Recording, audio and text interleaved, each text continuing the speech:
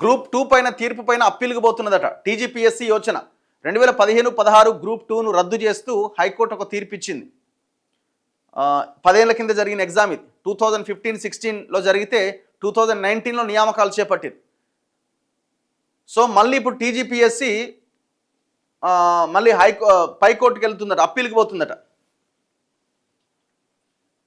అయితే ఏమైపోయిందంటే ఈ తీర్పు పైన ప్రస్తుతం ఉద్యోగాలు చేస్తున్న వారు కూడా పిటిషన్ దాఖలు చేయబోతున్నారట.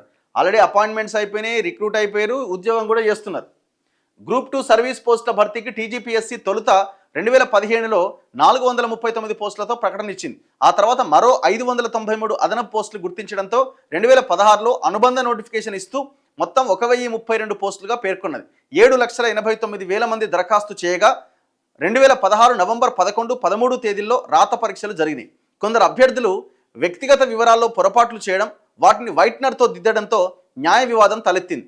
2 ఏళ్ల పాటు వివాదం కొనసాగింది. సాంకేతిక కమిటీ సిఫార్సుల మేరకు మూల్యాంకనం చేయాలని హైకోర్టు డివిజన్ బెంచ్ తీర్పిచ్చింది. ఈ సిఫార్సులకు విరుద్ధంగా పేపర్లు దిద్దారంటూ కొందరు అభ్యర్థులు 2019లో హైకోర్టును ఆశ్రయించారు. విచారణ చేపట్టిన హైకోర్టు ఎంపిక జాబితా చెల్లదంటూ రద్దు చేసింది.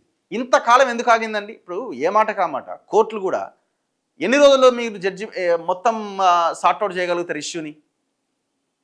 ఎక్కడ 2019, ఎక్కడ 2025 చెప్పండి. ఇప్పుడు వచ్చింది ఆ కేసు తీర్పు.